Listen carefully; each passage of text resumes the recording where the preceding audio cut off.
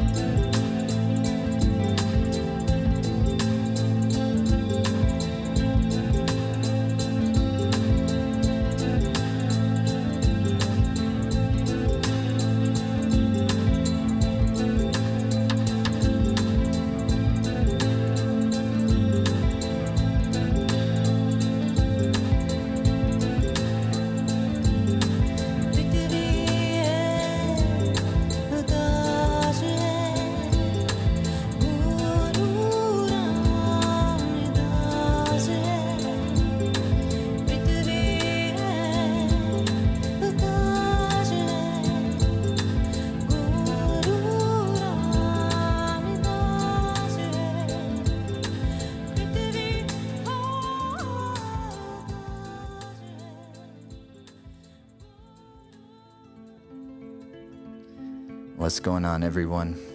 This is Jai Dave. Hope you're doing really well out there.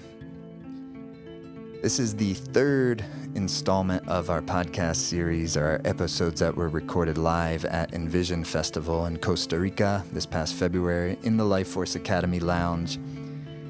And this third installment is with Stephen Brooks, who is one of the co-founders of the Envision Festival. But just so much more. He's a real cool brother, a inspiring person. His work is really inspiring, and also he's a character. This was a lot of fun. It was recorded, again, with a live audience in between the two yoga halls, and his parents were there in the audience. They were very sweet, beautiful people, and it was just a really fun time. And I don't know Stephen super well, but this was a start of really getting to know him better. And I really enjoyed the experience. He's a deadhead too, so that's even a bonus. He created helped to found this place back in 1995 called Punta Mona, and it's a Center for Regenerative Design and Botanical Studies. It'd be hard for me to describe what this place is. I haven't been there yet.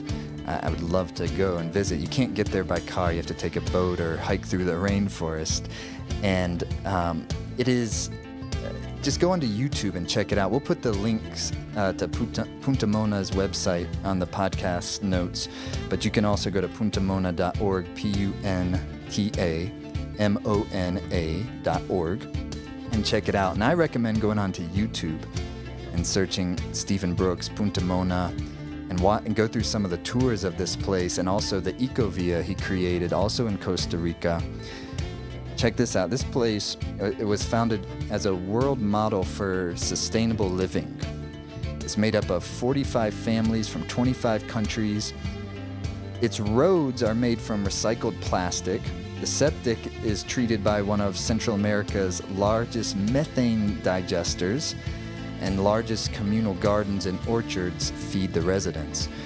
So, especially in the light of a global pandemic, the work that Stephen and people like Stephen are doing is so important, and it's important, I think, for us to learn about it and hopefully for also our leaders in these fields to learn about it, learn about permaculture, learn about this sustainable design. I definitely want to learn much more. How can I integrate it, more of it into my world, my lifestyle, my family's lifestyle? Oh gosh, we want to have more integrated education on the wisdom that we can all gain through permaculture, technology. How can we get our food closer to us? And I think we're learning that. What would happen if our food systems just collapse? And we're seeing a little bit of that, or at least, we can feel the anxiety around that. And I think you'll catch the vibe from Stephen. I think you'll enjoy his spirit, first of all, because the creativity involved in this is so inspiring. Not only is it possible for us to change our systems so that they work better and that they are sustainable for our children and our grandchildren, and so that we can thrive as a species into the coming generations, but the creativity that we would get to enjoy, and people like Stephen do enjoy, by figuring this stuff out and then bringing it to life. On Punta Mona, all the buildings there are built from just what's there, and when you look at it and you see it, it's like a paradise land, is what it looks like to me. And so anyways, there's so many things out there, while sometimes our systems get disrupted, what we feel like is a normal way of life gets disrupted. It creates a lot of turmoil, but at the same time, there's a tremendous and wonderful transformation that is wanting to take place. And I think this is one of the important keys to all of this. So, without going on and on, without further ado, check out enjoy this episode of the podcast with Stephen Brooks. And thank you to Stephen for being a part of it. Thank you to Envision Festival for helping to facilitate this. Thank you to the Life Force Academy for helping to make this happen. Hope we get to go into Envision Festival sometime in the relatively near future and have this experience again. Of course, if you listen to the last 2 episodes, there's plenty of background noises. There's a lot going on. We're at a festival. And so that's just the vibes for these episodes of the podcast. Lots of love to everyone out there. Thanks for listening. Enjoy the episode with Stephen Brooks.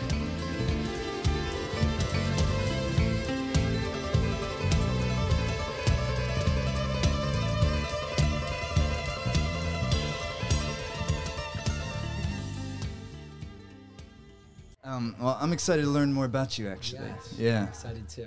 Because I know I have this, I know a very little about several things that you do, but I'd like to know, a little more deeply, like what it is you got going on in life. And excellent. Yeah. Yeah, well, I know to start, we have the Grateful Dead in common, so we could start there. Let's. Yeah.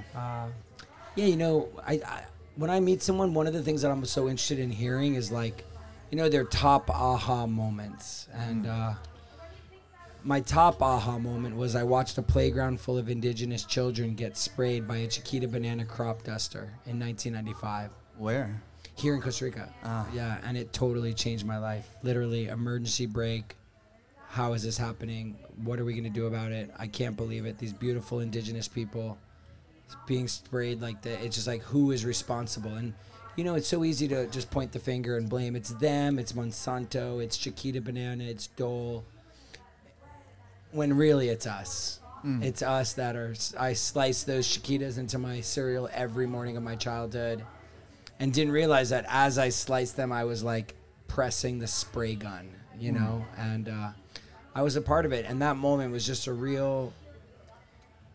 it was a real deep realization that we are connected to all of the things that are happening, and even if we don't know about it, we're still doing it. And it really was just a great awakening to wanting to find out all the things like that I was a part of, and how can I rid my day-to-day life from doing harm and doing, to people, to the environment, to the animals. Like, what am I doing that's harmful, and how can I eradicate that?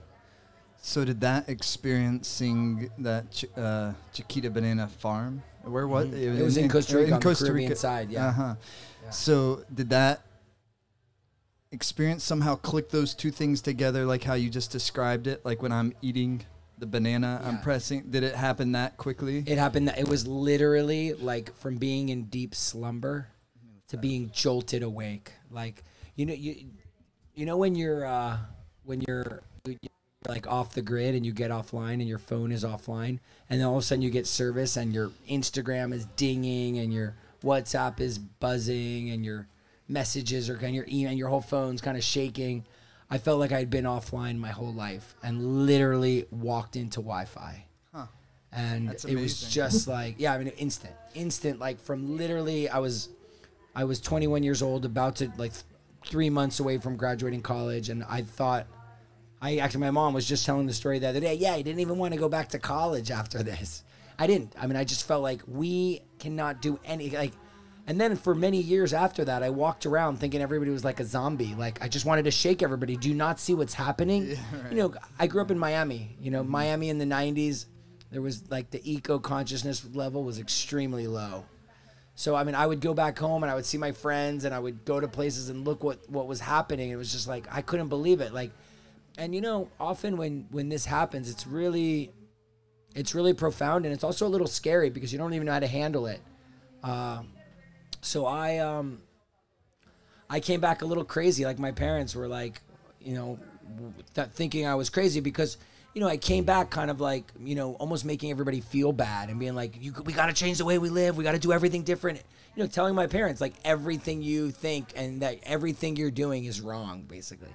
You know, and I think the key lesson, right. You know, the key lesson there is that it's not about being right. Yes. It's about being effective. You know, so I might have been right. Yeah. I mean, they might have been living totally messed up, and, you know, the consumption and you know, if you're not effective, you know, what are you even doing? You know, so.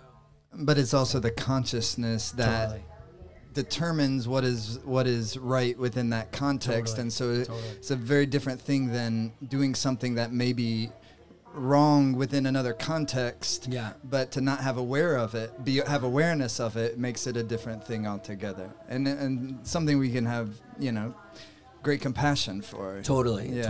And I guess I started with the Grateful Dead on October 14th, 1988. I found myself in the parking lot of the Miami Arena, walking the aisles of the Grateful Dead show parking lot, and I couldn't even believe it. Like, I never had felt more at home in my entire life. And I just surrounded by people just like me. I could look at anyone in the eyes and we'd have a million things to talk about.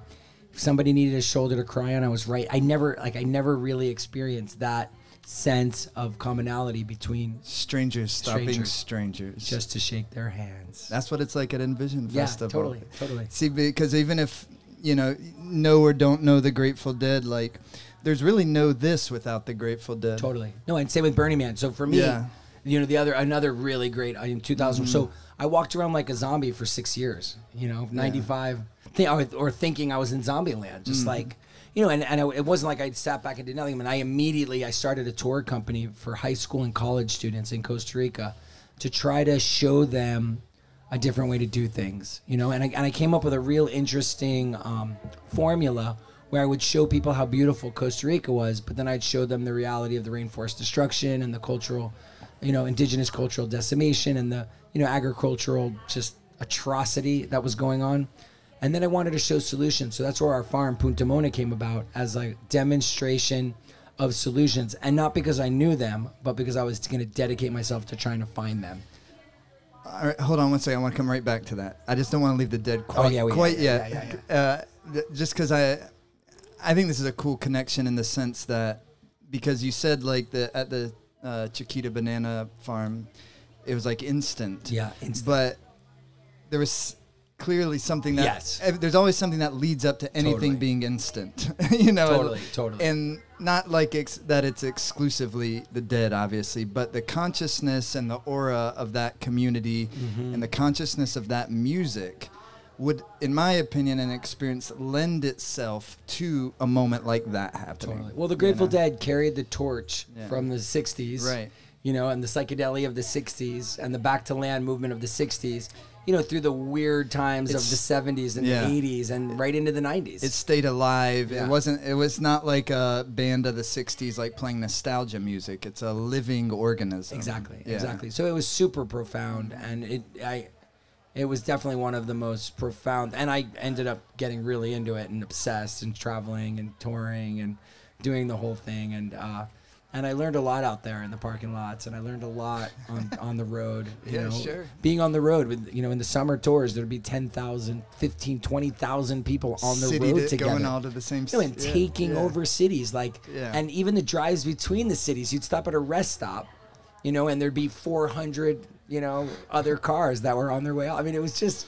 It was amazing. And they're all your friends, essentially. They're all it didn't matter. They're best friends immediately. You see the sticker on their car, you're hugging them. It would be like if all of us ended up at the same gas station, you know, somewhere in San Jose, and we don't know each other, but we were all at Envision together, experiencing the same consciousness. It's very interesting. It's very interesting. So, you know, I guess the way I describe it, it was like my first little, in Spanish, mordisco, like my first little bite of how it felt to be engulfed in conscious community. And after that one taste, it was like, wow, I want to live this way I want to feel this way. You know, because I don't want to live that way. Right. But I want to feel that way. That's right. All the time. Yeah. And so I really started to think about, what does that mean? What is it? You know, what does it look like? You know, so my farm Punta Mona, it was like there's two things happening. And in everything, there's two things happening. There's like the physical reality. There's like the buildings and the structure and the water and the electric and the box office and the, you know, there's like the physical things that are happening, you know, and then there's the invisible things that are happening. You know, it's like, so at Punta Mona, we did all that. You know, we built our houses from fallen trees, and it's 100% solar, and we started growing food. And where in Costa Rica? This is on the Caribbean side, right near the Panama border, and you have to take a boat to get there, so it's off the grid. Wow. And being off the grid really forced us to try to have to figure out, you know, and this was 1995, you know, so it wasn't like, it wasn't so cool yet. Right. And how big is the... It started, the beginning was 13 hectares, which is like 30 acres, and then we've got another 55 acres, and then we got like another 3 or 4 acres, so it's about 90 acres. And today we have one of the largest collections of useful plants on Earth. No way. Yeah, yeah. So I traded in my brain space with all the Grateful Dead set lists and when they played what. I traded all that in for scientific fruit tree names. That's a good exchange. Yeah. Yeah. And I just started traveling and collecting useful plants and finding, you know, I became dedicated to finding plants that make life better, you know, and when we think about all the different kinds of plants that make life better, I mean, there's food, obviously. There's, you know, plants for shelter like wood and bamboo. Yes. There's roofing that's making, you know, from plants. There's smells, and there's the ones that make us loopy, and there's the ones that heal us. And I just wanted to collect them all. And, you know, I consider myself first and foremost, I am love. I am love. The neighbors are really, really going for it.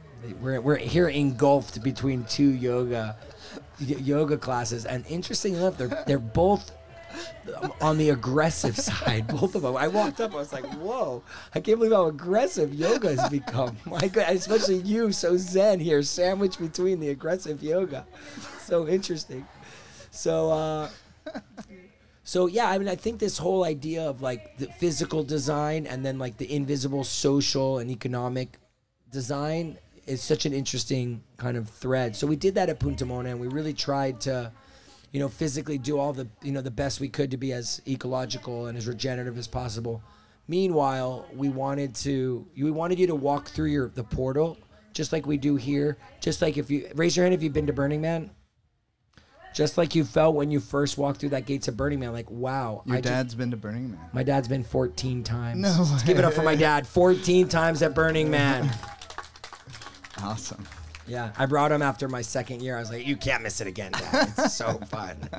And now I try not to go. I'm one of the few people at Burning Man whose dad makes them go. That's awesome.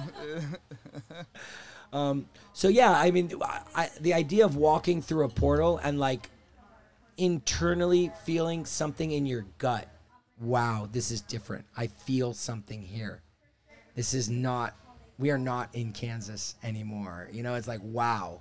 And you know, and I think that's many things that are happening. You know, I think at Punta Mona, one of the things that was really important from the get-go was, you know, me as the owner, whatever that means, you know, or somebody as the manager, or different employees or guests or interns or volunteers. Like, what is the difference between you and me? And it's like, it's not like I'm in the back eating filet mignon while you're like having porridge, you know. It's like, we really, like, you wouldn't even know who's the owner unless you knew, you know. You wouldn't even know. It's like we all are part of it. Like, I'm in there doing dishes and I'm in there, you know, just like everybody else. And I felt like that is something that felt really important, is this kind of social design. And we started teaching permaculture. We taught the first permaculture course ever in Costa Rica in 2001, and we've taught 3 or 4 every year since. And I love first permaculture course ever. Yeah, ever in Costa Rica. In Costa Rica. 2001. And in those days, I took my course in '99 in Hawaii, and it was really the only tropical permaculture course. There was one there was one that happened in Guatemala once, you know, but it just hadn't really made it to Central America. And if you're not familiar with permaculture, permaculture is an incredible ecological design philosophy. It's not, you know, many people think, oh, permaculture is a form of agriculture, but it actually has nothing to do with agriculture. It's really just about an energetic exchange. And the word that I love to teach people is this word called EROI. Anybody know that word, EROI? How do you spell it? E-R-O. Energy returned on energy invested. Energy returned on energy invested. And it's everything that, you know, I'm sure you, even with your yoga, it's everything is energy, and everything is give and take. And what am I giving and what am I getting? You know, and not like in like a selfish way, but like all of our relationships are laws of nature. It's the laws of nature. And when we think about our needs, you can also hold it. Okay, I'm just gonna hold it because I'm kind of like, okay, no problem. Okay. Yeah, when we think about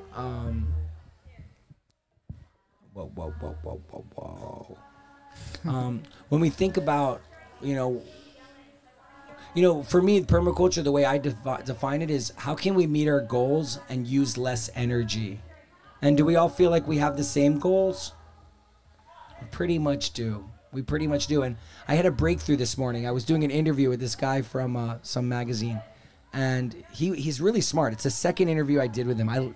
I love doing interviews with smart people because he just kind of like, the way he would ask me questions, the way he would kind of like dig in deeper, and he got me really thinking about a lot. And it might have just escaped. It was deep. It was a deep thought this morning. I'm so glad he recorded it. It'll come back. It'll come back. The aggressive yoga on both sides has got me shaking a little bit.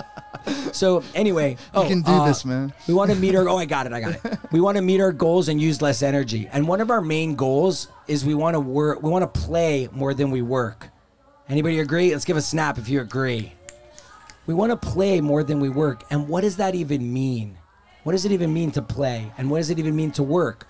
So I started thinking about, because he kept driving. He kept like riding me like, what? Like, I feel like we're here in Envision and it feels like utopia. You know, what is utopia? And he really got me thinking. I was like, I think utopia is on an individual level. I don't know the threshold, but when our percentage goes to a certain point in the play work ratio. And I think utopia, when the average collective ratio of play work is at a certain level. And how are you discerning between play and work? It's a good question. Like, I think this is exactly similar to the conversation that we were having was, and this is so strange to even say, but in many ways, play is when we do things that we like to do, that we enjoy. And work has become things that we don't like to do, that we have to do. It's the way we say it. Like, see you later, I have to go to work. You know, it's like, you don't really just say, I'm going to work, I have to go to work, you know? And what does that even mean? So it was kind of a breakthrough for me this morning, because it's like, we're all striving for that. And that's where permaculture comes in, because while we're constantly measuring the level of energy in and every energy out, Bill Mollison, who coined the term permaculture, he used to say, how can we design our realities to maximize hammock time? Let's give it up for Bill Mollison. That's a good one. We want to maximize hammock time.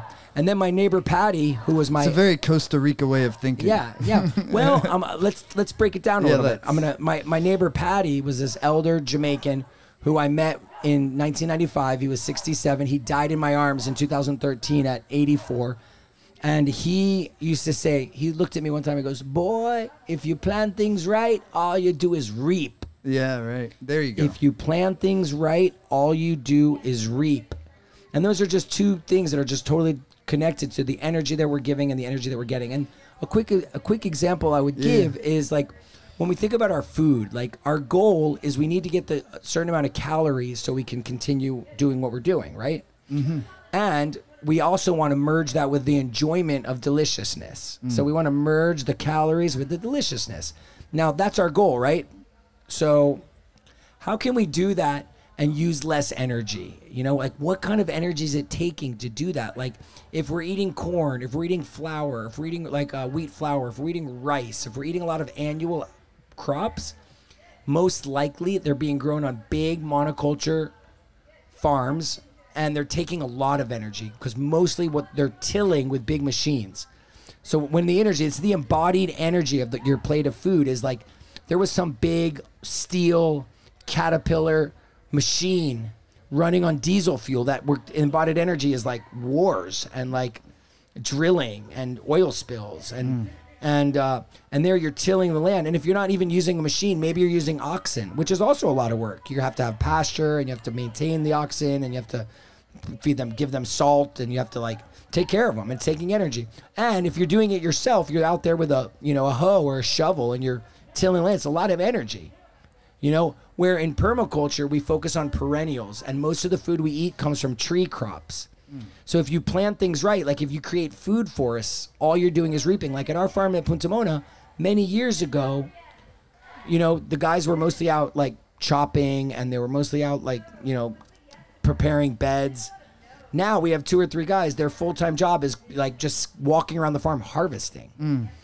So I think it's a real metaphor for everything. Like I often say, if all of our grandparents had taken permaculture courses, we would literally like have unlimited building materials. We'd have unlimited food and medicine. We'd have so much abundance that we could spend so much time making art or singing songs or taking care of our children or spending time with our parents. And that's what I would, to me, feels like the play. And to use that semantics, play and work, and I'd like to hear your thoughts on this. To me, it seems like the ingredient of what we may be talking about play in this context is really where when you're able to be creative, yes, and you're using creativity and not and in a way that creativity's in line with whatever you're here to do, and you know what I mean. So that totally gives you that I'm not being slaved to work totally because I'm just surviving. Right.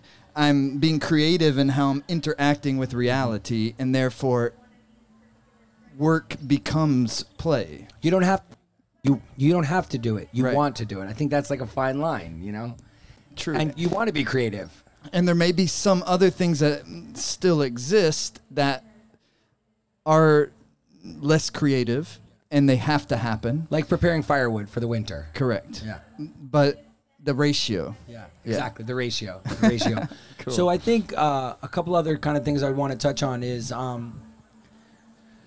at this very, I saw a glimpse of what was possible. And so at Punta Mona was kind of the training grounds. And then in 2005, my dad retired from being a dentist after 35 years. And we started a little fund and we bought a couple of properties in Costa Rica. And we started an eco-village. And right now there's 45 families from 22 countries. And we have 55 children in the school that the parents co-created.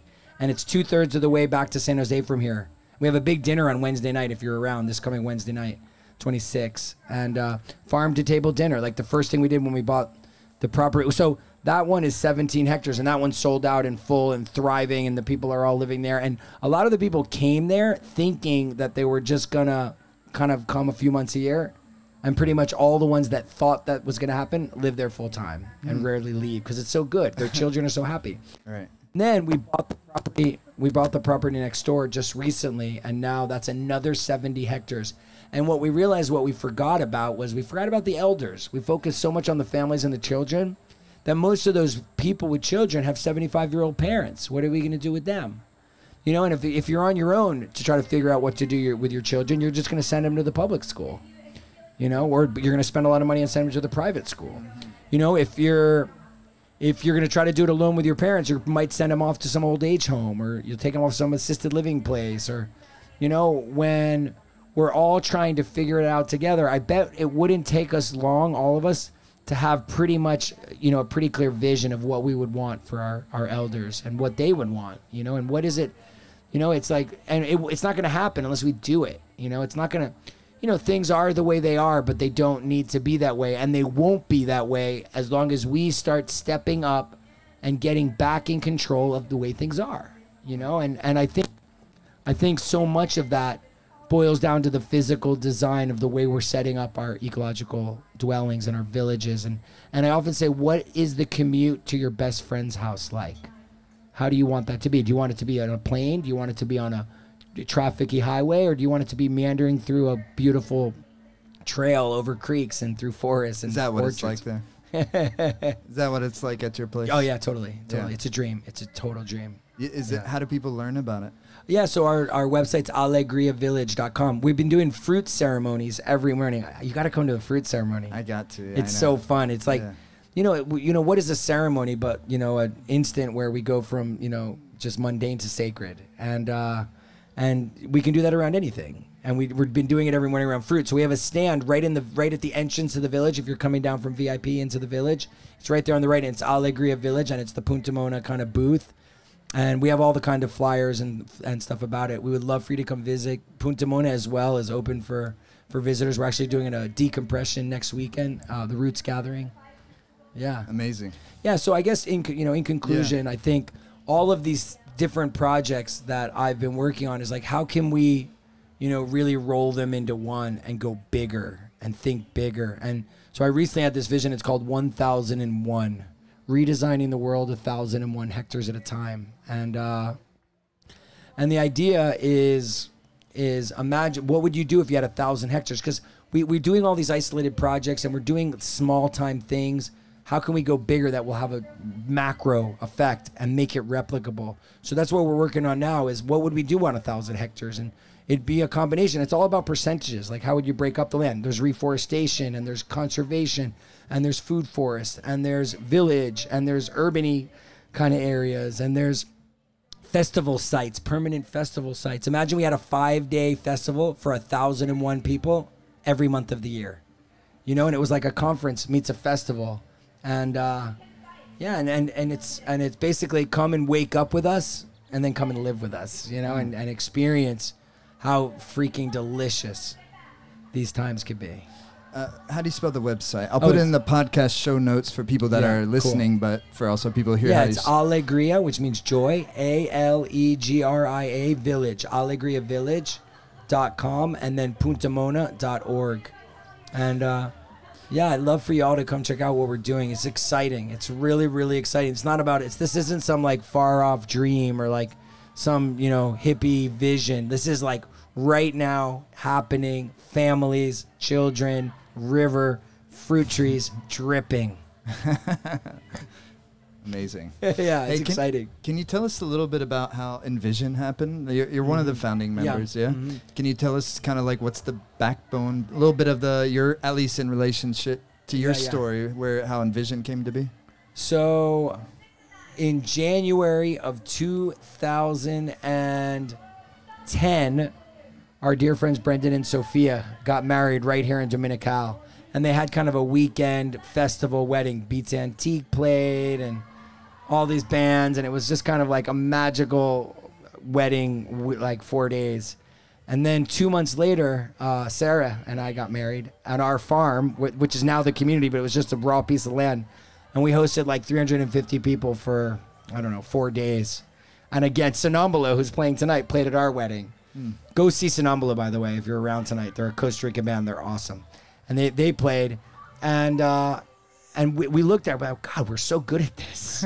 Like, it just came so naturally to all of us. And they live down here, and then Josh, who I've been friends with for a long time, was also already talking to Brendan about possibly doing something. And then a few other people kind of joined the crew. And the first Envision was in 2011, the next year.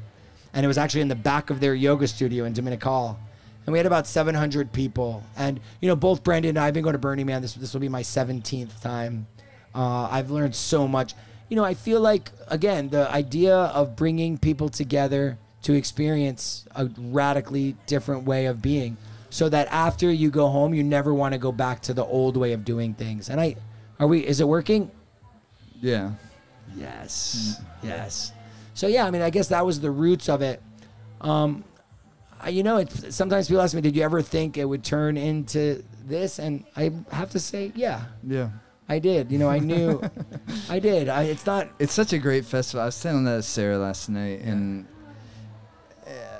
and so many levels, you know. Like I came last year the first time, and I'd heard about it, but until coming here, really, I didn't fully get it. Yeah. Yeah, and it's a special. I've been to a good bit of them. It's a special festival. Yeah, it is. Yeah. It is.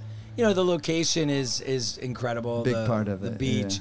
Yeah. I would turn the temperature down a little bit. But yeah, no, it's a real honor.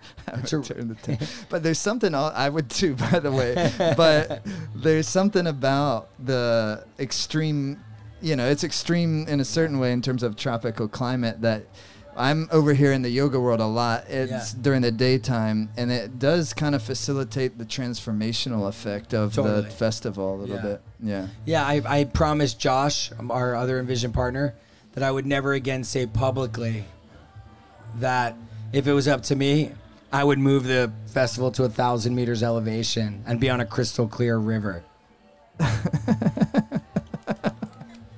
But I won't say. Oh wait. Oh, damn! I just did it again.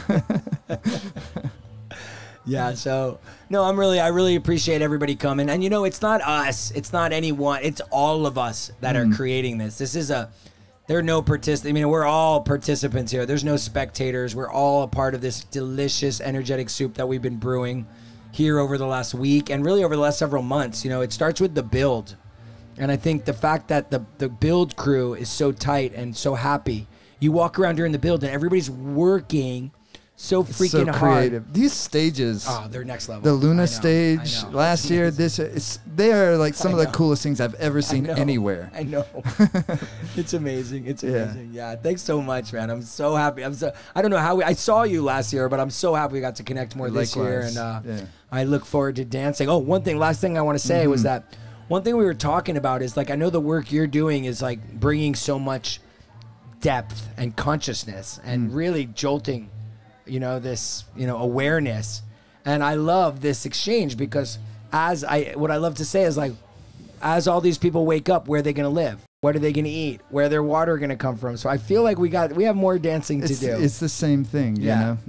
Yeah, we do. Literally and figuratively. Yes, yes. Cool. We got to get you back on to some Dead shows now. Yes. You know, we got to meet in that place at some point. I like maybe that. This summer. I like that. Yeah. Cool. All right. Thanks, brother. Well, let's turn on the Dead right now. Let's do it. All right. Thanks, everybody. That was fun. Thanks for joining.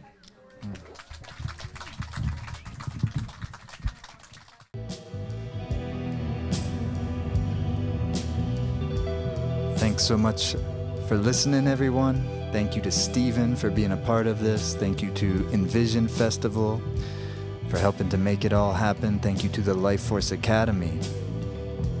Thank you to Simrit for the incredible, exquisite music. Simrit, live in Los Angeles 2019. Get it on Spotify, Apple Music, wherever you get your music. Thanks so much for listening, everyone. Simrit, live in Los Angeles.